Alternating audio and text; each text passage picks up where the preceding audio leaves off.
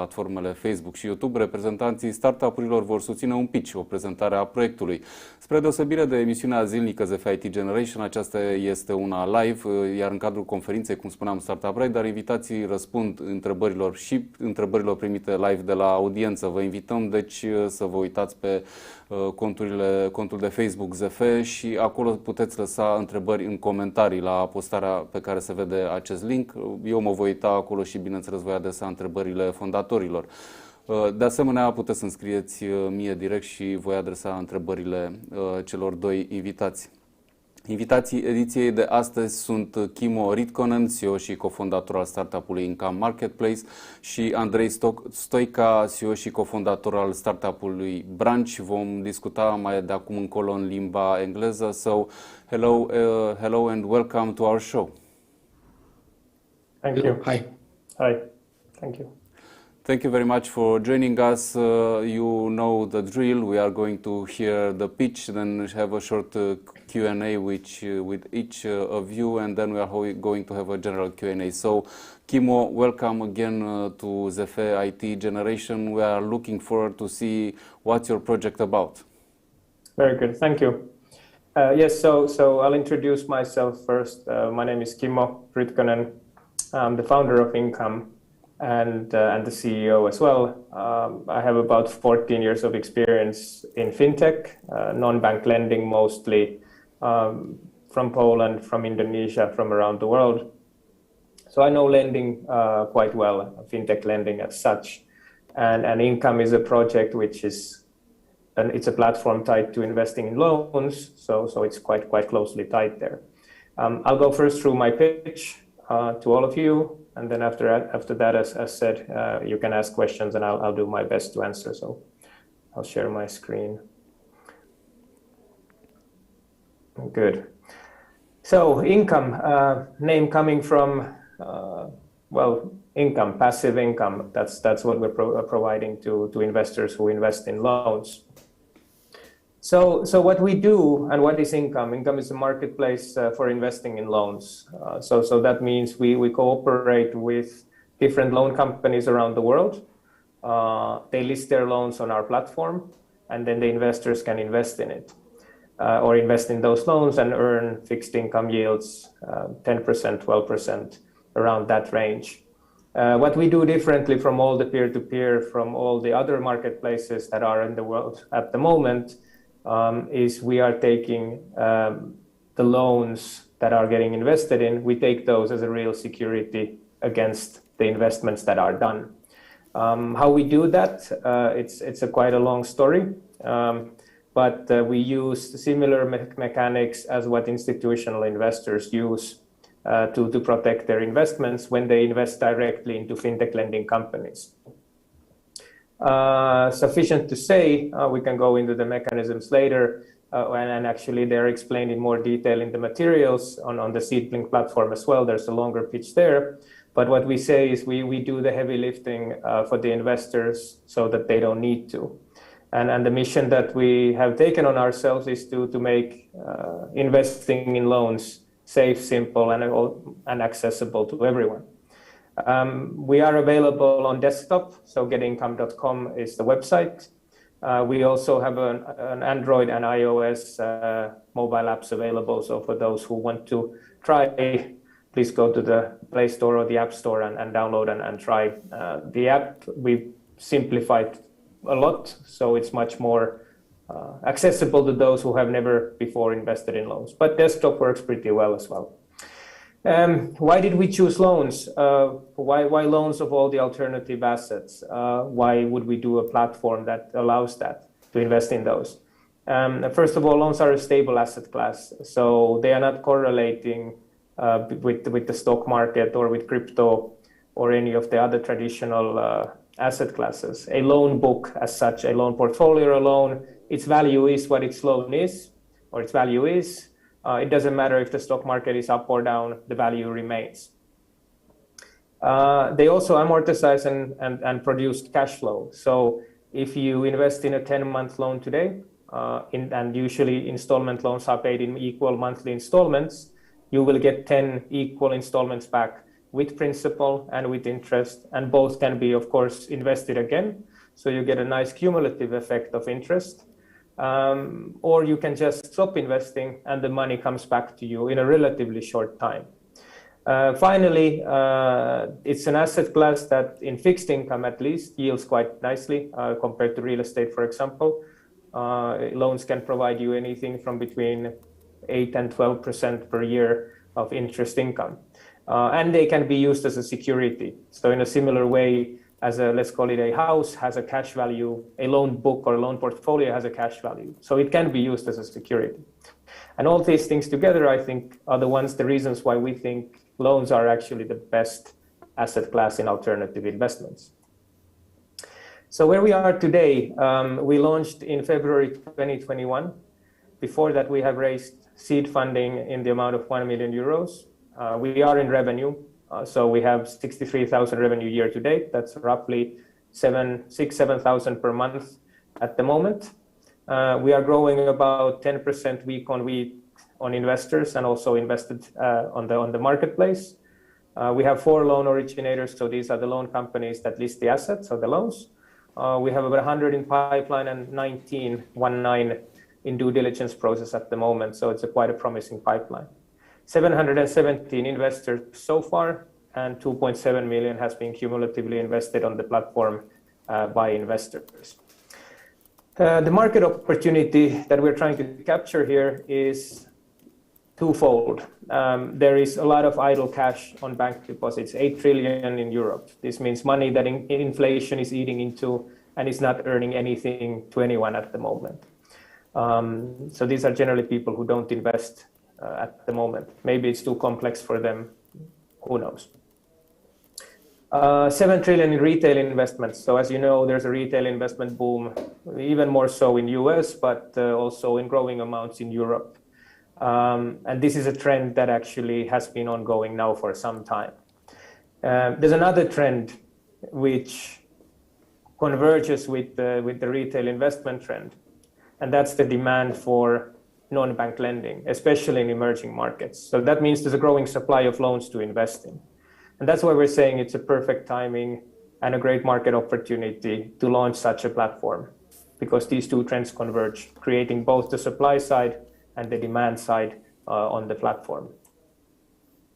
Our business model is a platform business model. So we earn a fee, a platform fee, from the loan companies that place the loans on the marketplace. So if there's 100 million euros of invested in loans, we earn 2 to 4%, let's say 2, then that means that we will have 2 million in annual revenue from platform fees. 100 million, of course, is only the start. That's their first milestone target, what we have our eyes on. That's where we want to get in the first phase. But to be honest, even if you look at the most successful European platform so far, they have 450 million of assets. And we're only scratching the surface of alternative assets. So we think this can be super big.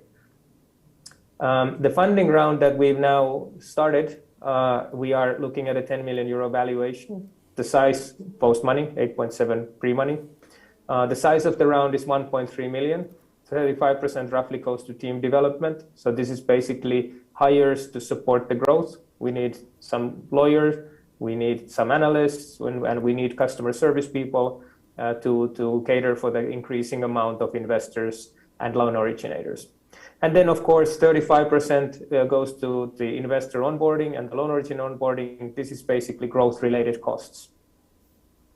And then we have IT development, about 30%. We want to improve the product. We want to simplify the mobile app. We want to build a secondary market so that people can actually transact within the marketplace and sell the loan pieces to each other and exit faster. So to give liquidity to investments. We have a lead investor in Tolaram Fintech. Tolaram is a Singapore-based conglomerate, about $1.2 billion in annual revenues. So it's quite a big company. And they are focusing, as one of their key areas is fintech. And we're looking to close the funding round in October 2020. Now, about the core team, this is not all of us. There's about 10 people at the moment working on it, all very talented in their own fields. But we're including here myself, of course, with the experience in lending and in building companies. Mick is my co-founder and general counsel. So he has then required legal know-how to build the security structures that we use to secure the loans. Stan is our CFO. So he's a former PwC and Ernst & Young partner or an EY partner. He takes care of the financial part, the ledgers, the clearings, and to make sure that everything runs smoothly on that division. And then, of course, Yuri is our CTO technology. He's been building fintech products for most of his life. So there are others, of course, in the team, but these are the four key components that we wanted to present today.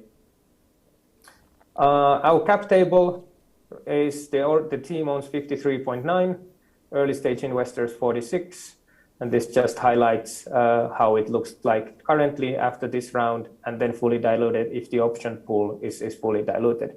You can find this also in the materials later on SeedBlink platform. And that is the pitch. Thank you, everyone. Thank you very much.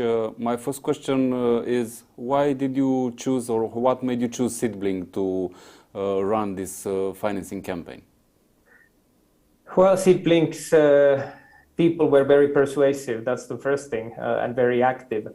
But to be honest, SeedBlink is an up-and-coming platform. There's two things why we thought SeedBlink is good. One is that it's tech-focused, and we're definitely a technology company. It may sound like we do a lot of legal work, and we do that as well, but the technology has been built from ground up to support what we do. The technology is the starting point. So the tech focus of SeedBlink was one thing, and then the other thing was that we want to also support up-and-coming platforms such as SeedBlink is, and then we thought it's a great match because we're a new platform and SeedBlink is relatively new. Okay, thank you for that. I took a look on the SeedBlink page and I saw that your finance campaign is doing pretty well. I think it was around 80% already funded. Roughly so. About 80% of that means basically of the total. We have 1.3 is our target. We have 400 which is allocated to SeedBlink. Okay. And 400 is taken by the lead investor, and 500,000 is allocated to other investors, which we have not yet committed to anyone, but we are talking with several. So in that sense, you can say yes, 80% is full. But if you look at purely SeedBlink, we're about 33% full. Okay, let me ask you some questions that we already got for you as we announced that we are going to have the conference. One of the questions is, how do you secure the loans? Yes, it's a good question, and it's a little bit of a. It was asked also on the before many times. So I'll take an example. Maybe Brazil is the easiest example. So in Brazil, and it depends. So it all starts from us analyzing what is the cash value of the loan book. So again, I'll do the comparison. If a bank gives a loan against a house, they need to know what's the value of the house. The cash value of a house is what you can get from it when you sell it. The cash value of a loan book is how much can you collect from it within a certain time. Is it 6 months, 12 months, and so forth. So once we've established the base value, cash value of the loans that are acting as a security, we do some risk adjustments, basically saying this much may go worse, this much may go better. And once those adjustments are in place, we know how much can we allow our investors to invest in each loan. And that means that, for example, if you have a 1,000 euro loan, we may say that only 700 of that loan is investable. 300 euros is the loan originator, the loan company's own money in each loan. Now, what we do also uniquely that no other platform does, and this goes now into the security structure, this 300 acts as a collateral and a buffer against the investment of 700. So if you think about it, then the loan company will lose all this 300 before our investors will lose any money. So that's the starting point of what we do. We take the loan book as a security through legal agreements, and this is what they call subordination agreement of this junior share, what we call the 30% that I referred to it. And it's not always 30%, but for the sake of an example, now it's 30. So we take that as a security through legal agreements, and of course the whole loan book. And then we go and talk with the local lawyers and make sure that whatever we build, which kind of a loan structure, security structure it is, that it's enforceable in the local jurisdiction. So, for example, if I now go back to Brazil, in Brazil, we have the required amount of loans pledged against the investor receivable, because pledging of loans in Brazil works better. In Indonesia, we have an assignment agreement, meaning that the loans are assigned to a Singapore-based SPV, special purpose vehicle entity, which we own. But the same effect is always there, regardless of, and it depends on the jurisdiction, but the same effect is always there. The investors need to be covered one-to-one. We do the analysis based on that. So if there's a loan originator default, the investors would always be one-to-one covered and get their money back. Actually, if you go to our website and in the blog section, we've done quite a bit of explaining on this part.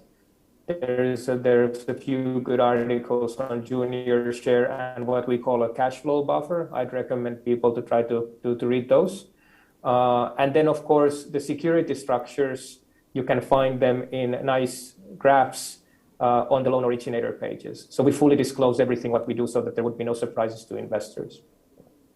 Okay, thank you very much for your answer. Let me ask you another question that we got for you. And the question goes, what are the main challenges that you are currently facing? Well, the main challenge that we are facing is it's your previous question. We do something in the security part so differently than anyone else that it's a little bit complex. And the challenge is, how do we explain to investors that we are actually different, that we do something substantially different than any other marketplace? Because every single marketplace, every single peer-to-peer, from scams to bad actors to good actors, everybody calls themselves safe. How do we differentiate there when we know that we are actually safer? So it's a communication marketing message challenge. So that's one of the main things what we found challenging. But I think we've cracked it now. But so anyway, that's probably the biggest challenge at the moment. Okay, and another question for you: if the pandemic is affecting in any way your business plan and the way everything is going on? It probably would have if we would have launched in early 2020, because this is what happened to most of the platforms. We luckily, I was an investor myself in many of the platforms in 2020, and I saw firsthand how bad it feels to have money at risk, and also what was happening with the pandemic. So loan companies couldn't pay in time, causing defaults and other things. And that's actually one of the places where the idea to build something better in terms of investor security came from. But if to say, does it affect us in any way today? No, it doesn't. Those loan originators that we are talking to, or the loan companies, their score models and credit risk policies have already had the time to adapt. If anything, it has saved us a lot of time and money, because we don't need to fly around the world to meet these people. People have actually, meaning loan originators, the CEOs, the CFOs, they're all used to doing Zoom calls. And actually, most of the negotiations we do these days, it doesn't matter if it's Indonesia or otherwise, we do via Zoom, because that's the new normal and acceptable. So it maybe even makes our business a little bit easier. Okay, thank you very much, Kimo. I suggest we now move on to Andrei Stoica, to Branch, and then we'll go again to a round of Q&A at the end of our show. Thank you very much. Good. Thank you, Andrei. So let's move on to Andrei Stoica, who is CEO and co-founder of Branch. Andrei, please, you have the floor. Let's hear your project. Hello, I'm Andrei, and just to give you a short introduction, I've been doing freelancing or entrepreneurship for the past 10 years, and I switched a lot between like digital marketing, design development, and built a few projects along the way. Before Branch, I had a digital marketing agency, and the company still exists, and the team. And we came up with the idea because we needed something like this. Can you see my screen right now? Yeah, I suppose, yes. Not yet, but not yet. We are still seeing you. Can you see it now? Let me see. Let me. No? Yeah, I think I have to share it from here now. Yeah. Okay. What about now? It's fine now. Yep. Thanks. Okay. So now Branch it's is okay. great. Thank you. Branch is a website review and collaboration software. We built it because we needed something similar, and the solutions that were on the market didn't work well for us. As I was saying, I have a background in digital marketing, design, and development. I built a few businesses, and the team around us, like Mihai, built a few businesses as well, or Razvan built a few products in the past few years. We started Branch because we realized that sharing feedback online through emails and chat and print screens doesn't work. It's a specific use case in a way because we target digital marketing agencies and experts, and for them to collaborate with the client, especially in this in the current environment with where everybody, like most people, work remotely, it's way more difficult than before. So we built a tool that facilitates the collaboration part. And so you can add, because you already see the website, it's live, it's there. Instead of doing print screens and trying to share information over email and with everybody in CC, you get to collaborate with everybody directly in the context of the website. So you get to add feedback with no access to the website, or you can also change text or style directly in the website, and everybody can comment right there and can start a discussion and also decide what's the final version and attribute assign the tasks to somebody in the team. So you can, the tool is pretty easy to use. You can just add the project, you add the website, you start adding review and comments and propose text changes and stuff like that. And then you can just collaborate. And for that, we built also an integration, and we're working on a few more. The market opportunity is there. Like so far, a lot of tools focused on building websites or in general design or building the websites.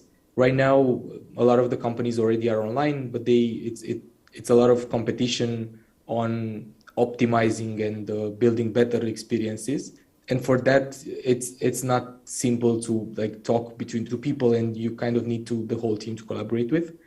And in this context where everybody's switching online and everybody's working remotely, we felt like a tool like that needs to happen. There are a few tools online like Pastel or Markup or other tools for collaboration or design, but none of them were doing exactly what we're doing. And the fact that we're targeting not just bug tracking and we're targeting more collaboration and working in the context of the website, I think positions us differently. And an example of something like at some point we were talking about like exit like strategy, and an example would be Frame.io for video collaboration platform, and they got acquired by Adobe, and they grew pretty fast. Like in a few years, they got really big, and people didn't recognize initially the need, but then when they started to realize that things can be done way easier, they grew pretty fast. In terms of market opportunity, the collaboration market in general grows 10 to 20% every year, and it will continue growing probably because more and more people are online, more companies, and in the context, people started to get used to working remotely.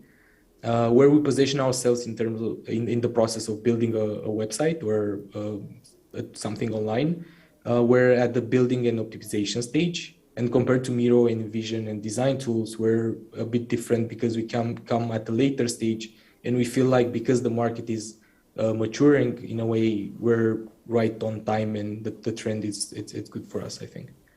Compared to similar tools, for example, we don't need access to the website. Anything that is live online, you can start working on it.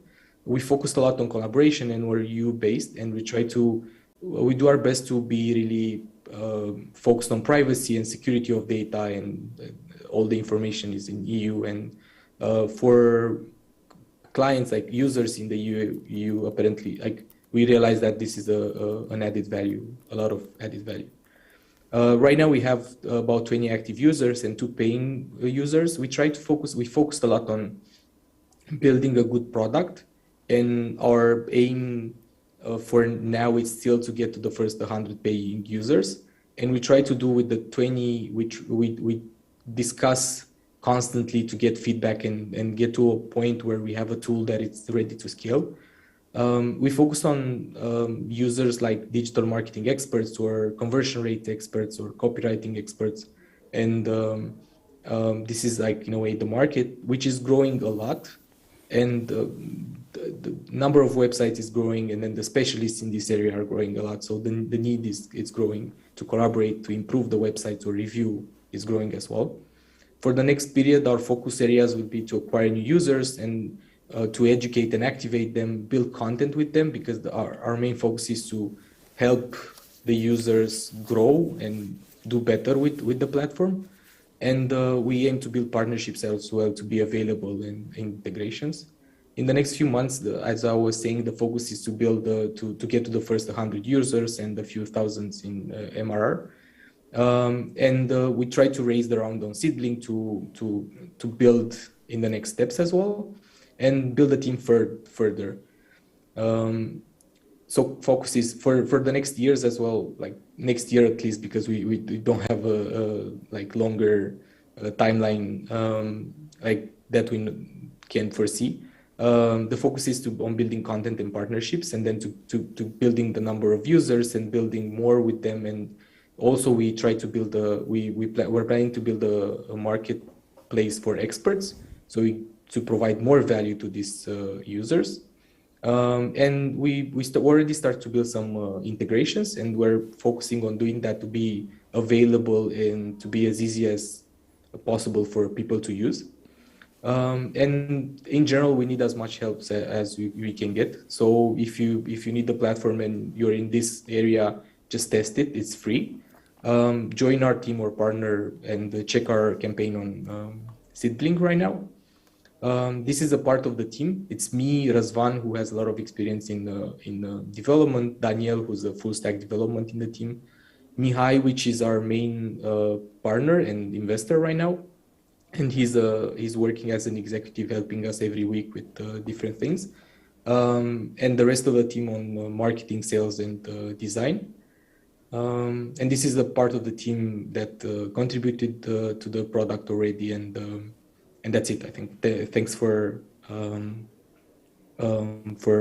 this opportunity. And if you have any feedback, please share. You can reach me or Razvan on LinkedIn or over email or phone. Okay, thank you very much for your pitch. My first question goes, why did you choose Seedlink? That's the thing I'm trying to ask everyone who is a part of this project, Startup Radar. So why Seedlink? Have you looked at other financing opportunities, and why did you choose this one? For us, I think it was accessible in a way, because we knew people, and we were talking with Mihai, Vashku, and with him was a similar experience. Like we didn't try to get, like, we didn't work too much on getting an investment, but more we just talked with a few people, and then when we felt there's an opportunity, we tried to work on that. With Seedlink, I think it was the same. They were like new, as Kim was saying, in the market, and they have a lot of exposure, and then the right people seem to be around the platform. So we just try to get as many people as possible in the same place. Great, thank you very much. Now another question: how did you get Mihai Vashku on board, and how involved is he in your project? It sort of happened. Razvan was working with one of his companies, Modex, before, and he worked for them as a developer on a few projects, and we were sharing about the project, and he just mentioned, like, we start to talk about the idea. We were bootstrapping, and we started to talk about the idea that we can grow a project like this faster. We just built it at the beginning for the agency and a few clients, like just trying to get a few more clients, but didn't have enough time to work on it. And he just came, and we were discussing this. We pitched a few times, we discussed next steps, and we got to know each other. And then we decided to build the project together. So it kind of just happened as well. And he helps a lot with resources from his companies and like partners and like directions in a way and feedback. He doesn't do like day-to-day tasks, but he's part of the team, and we get to talk with him weekly and every few days or every day. Sometimes we just discuss next steps and feedback from users and stuff like that. I asked you before because Mihai Vashku is a well-known name here on the market, and I guess also internationally, and he has a well-established project. You already mentioned Modex, so that's why I was curious. How did you get him on board? Now, talking about your project, I was wondering if you are looking at the market. How much are developers, marketing agencies using tools like the one you are developing, and how much are they using WhatsApp and this basic non-specific tools for discussing and collaborating on various projects? So basically, how big is the market opportunity to move to such specialized tools? It's used a lot, not by developers necessarily, but more by the marketing managers and the people the experts that try to optimize or review the website, the owners on those kind of projects.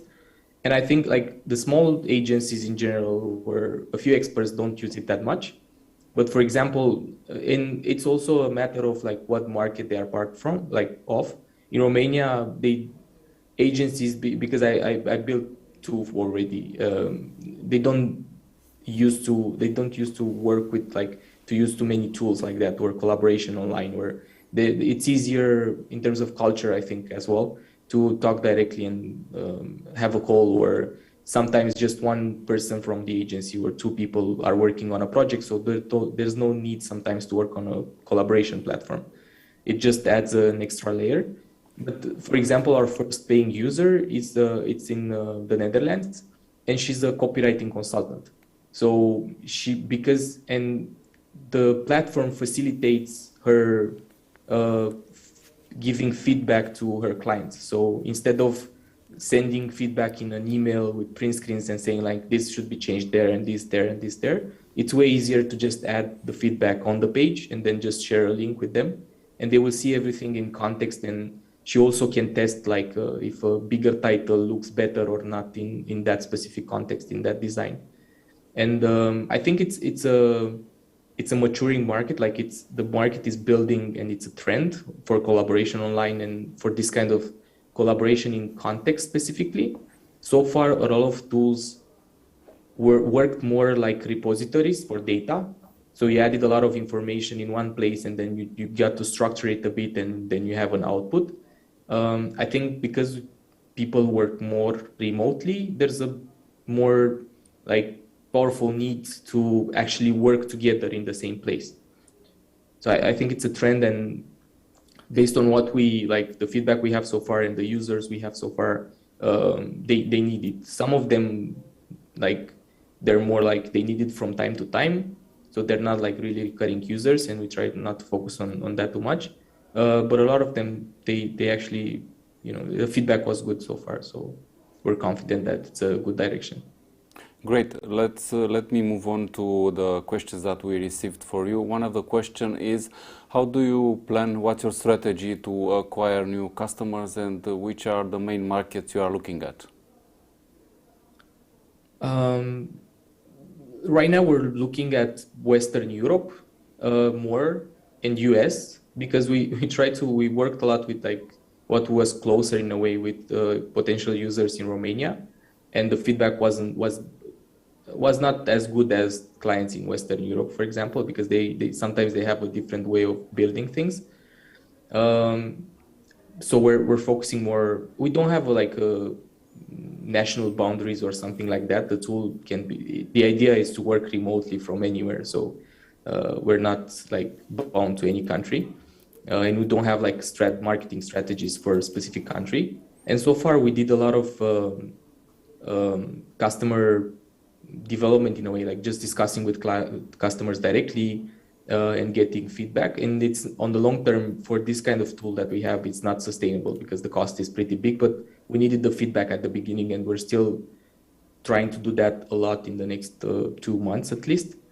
And then the next step would be to get somebody in the team with some more experience and get a few more, like some people to help us with and have previous experience, because the team is agile and works really fast, and we're used to building things, like good things fast, but we don't have that much experience. So we try to not to make too many mistakes before we get the right people in the team. And so that's one part, to get some specialists and people who have a track record on that, on acquiring customers for software as a service businesses. And the plan is to start building the customer acquirement part a lot more. And the strategy would be probably on integrations and content to be sustainable on the long term and be available for the users. But we will also see exactly, because like things change a lot in like every 1 month maybe, and every week in this kind of business. So. Okay, thank you very much. Let me ask you another question that we got for you.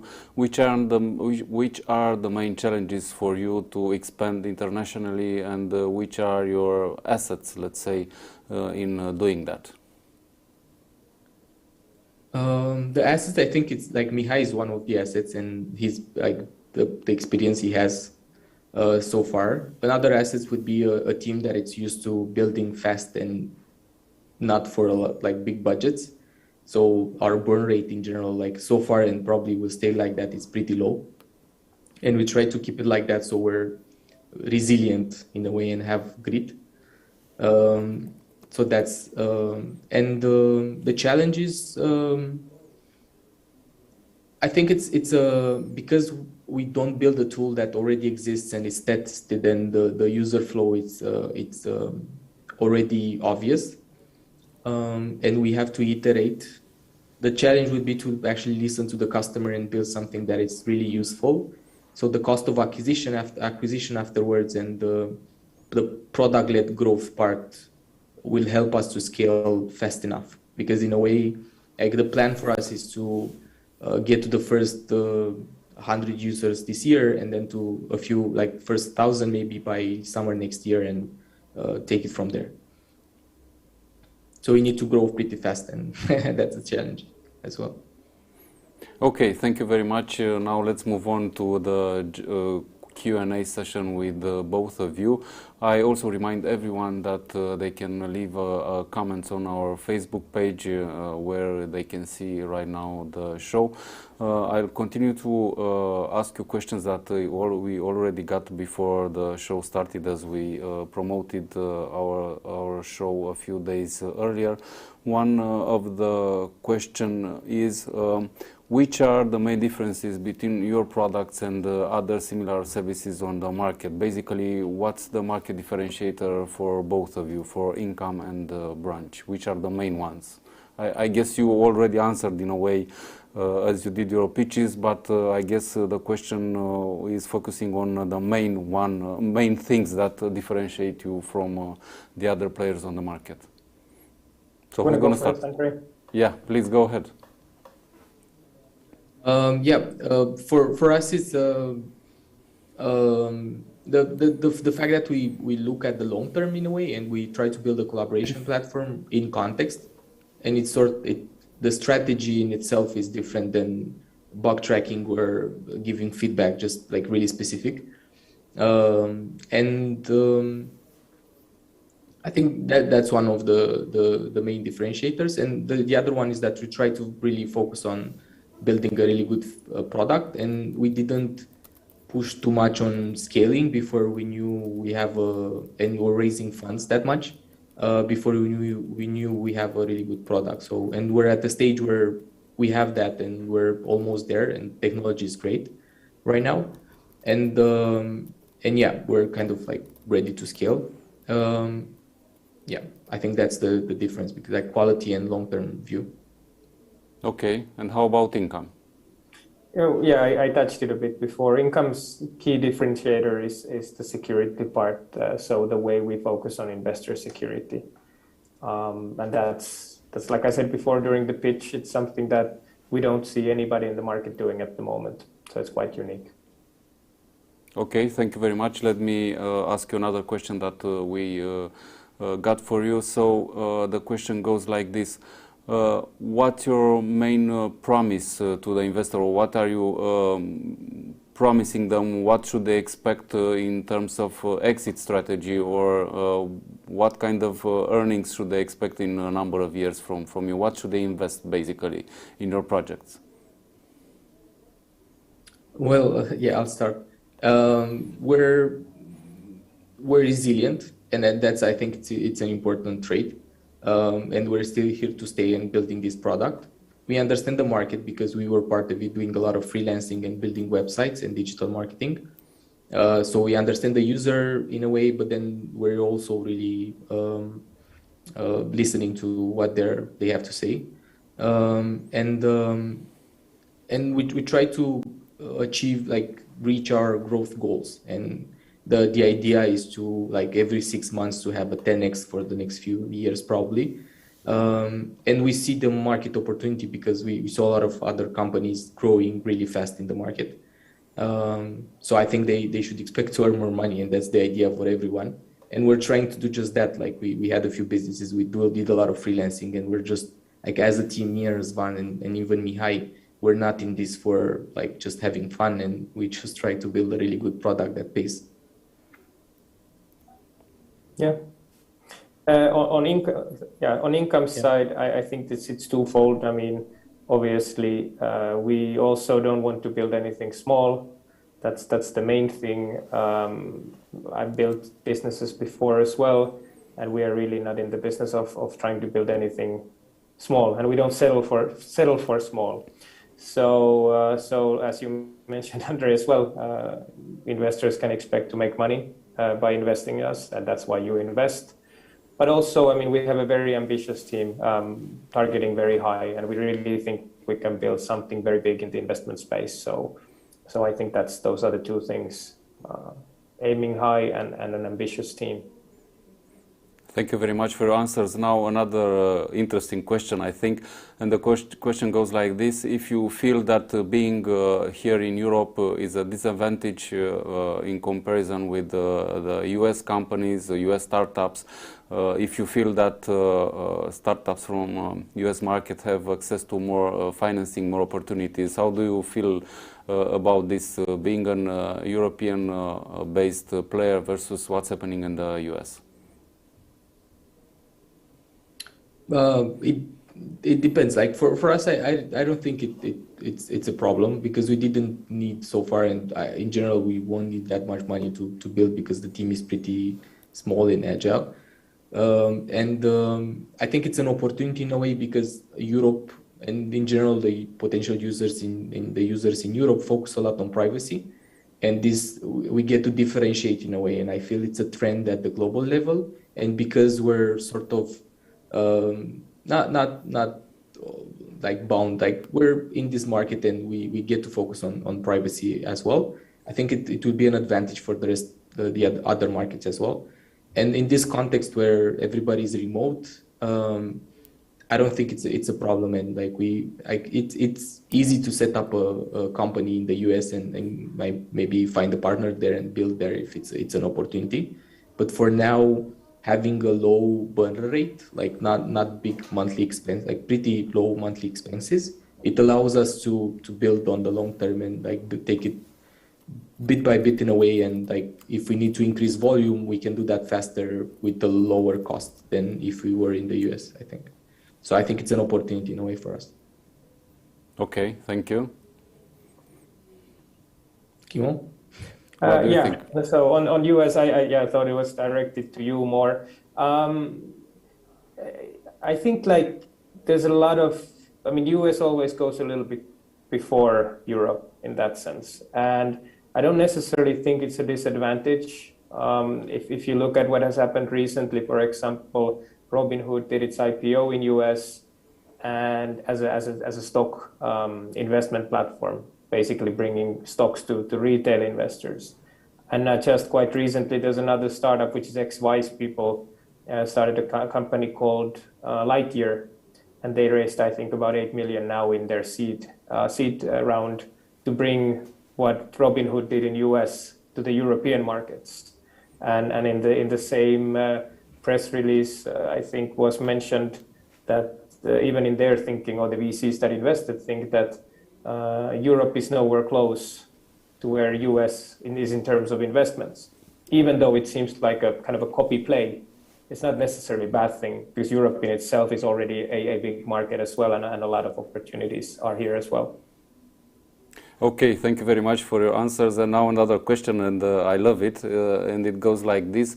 Are you planning to become unicorns, and how soon should we expect that? Or what's your growth objective? Where, if not a unicorn, what is the other indicator that we should look at?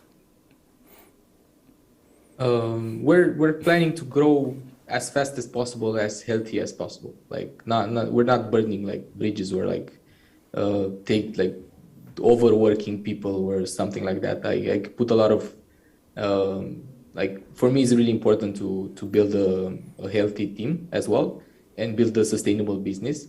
So we're trying to make a lot of money fast, like that's the idea, but then not trying to, like, you know, we'll see where, like, how far the market can have us for now, and like how things will go step by step.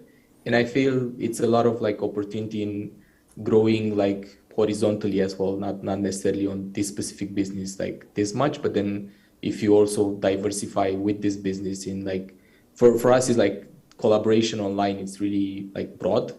So you get to, like, even in context, you get to like do websites, and then do like documents and images, and also adapt for different user cases, I think. So it's a lot of opportunity, but then we have to see like how fast we can grow as well. Like, and that's like, we'll just have to see step by step. Like, we'll try to do it as fast as possible, but not like, you know, do damage along the way. So. Okay, thank you very much, Andrei. Now let's hear Kimo. Yeah, I mean, I guess every founder wants to see their company being valued at €1 billion or dollars. There's no denying it, of course. That would be great. And in our space, in alternative investment space, actually in US, again, if you take a comparison, there are companies that are already in the unicorn, or even much higher valuations. So definitely it's something where it is possible to get. I mentioned in the pitch that the first milestone that we're looking at is getting healthily to 100 million. In terms of invested loans in, so that's kind of the portfolio size. So once we reach that, then probably at that point it's a time to look at the next milestone. So I can't say when, but it is achievable, and of course we would love to get there, and that's what we're working towards. Okay, and I think we got a follow-up question to the one related to the comparison between the US and EU and EU market, and the question goes like this: what would you change if you had the power to help European startups to grow faster and to have a more healthy ecosystem of startups here in Europe? Good question, I think. Yeah. I think it's like in a way, because we don't focus that. Like 10 years ago, I started to read books on like how the US people were doing startups and things like that, and they were like waking up at 4 a.m. and like not, you know, doing sports and stuff, and they have like the culture in itself is really focused on growth and building stuff. I think for Europe is more on health. So I in a way I wouldn't change that much. It would have been useful to have a similar culture and maybe the same language to communicate easily. But other than that, I think the focus on and health, I wouldn't change that. And like long-term building stuff, I think US, like Europe has that better than US, so I wouldn't change that part. Yeah, I think it's from my end looking at it. I think access to capital has been one of those things that has been lacking before, at least compared to US. So the US venture capital way of once a company finds traction, they pour immense amounts of money in just to grab market and then really to grow big. So this type of let's call it funding was not available before. It is starting to be there these days already. And another thing is that wasn't before in Europe was that a lot of the larger companies and banks, for example, they were fighting against fintech. But that has also changed quite nicely. Even the Santander Bank has their own venture capital arm these days. So I think it's moving in the right direction. The main question is access to capital when you really have a good idea and good execution to get the support for the growth. And then that's where I think we can still improve. But it's not too bad anymore. Okay, thank you very much. And I think this one is the last question for you, and I really love it. And the question goes like this. What's the greatest thing about your startup that usually gets underestimated in the discussions with investors? It's a tough one. So let's see. Well, I'll let you. Okay, please, yes. Yeah, no, go ahead. Like if you have an answer. Yeah, I guess, I mean, the biggest question, and it kind of ties again into what we do as the security part and how we've built it. So I guess they are underestimating, or let's say underestimating the difficulty, overestimating the difficulty of building these security structures.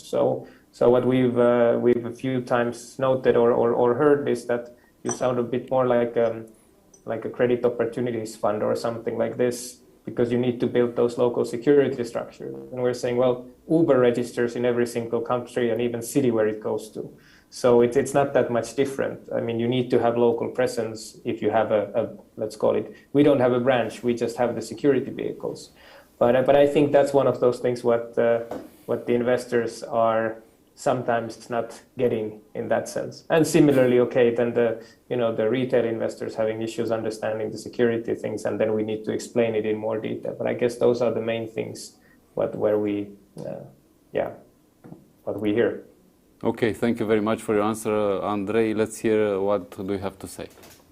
Like for us, I think it's like the technology in itself for the app. It's pretty good. So we're like finding some solutions for things that weren't that obvious before, and it's sort of like it's innovation in its way. Like other people call it innovation, and like investors don't look that much at that. Like they try to like figure out the team and like the money part and everything, but like some of them didn't. People we talked with didn't even create an account on the platform. So, and I think it would be good to do that and just test that for themselves. And the other part, like everybody's asking about experience and stuff. And I think like I wouldn't underestimate the underdogs, like the people that actually are like hungry for more and like they really want to prove something. And I think that the team that we have right now, it's in that direction, and we're trying to, we're sort of actually want to prove something and to build it. So I wouldn't underestimate that. And I think people do that usually, so. Okay, thank you very much, Andrei. Thank you very much, Kimo, for joining us today. Also, thank you very much for everyone who sent their questions for the two founders. I wish you best of luck, and we are looking forward to see your campaigns on Seedling fully funded. Thank you very much for joining us today. Thanks for having us. Thanks. Yeah, thank you. Bye. Mulțumesc. Bye. Vă mulțumesc foarte mult și dumneavoastră pentru că ați fost alături de noi astăzi la o nouă ediție a emisiunii Startup Radar, dezvoltată împreună cu platforma de investiții Seedling. Rămâneți în continuare alături de ziarul financiar și puteți urmări în continuare chiar emisiunea zilnică ZF IT Generation. Vă mulțumesc pentru că ne-ați urmărit. La revedere!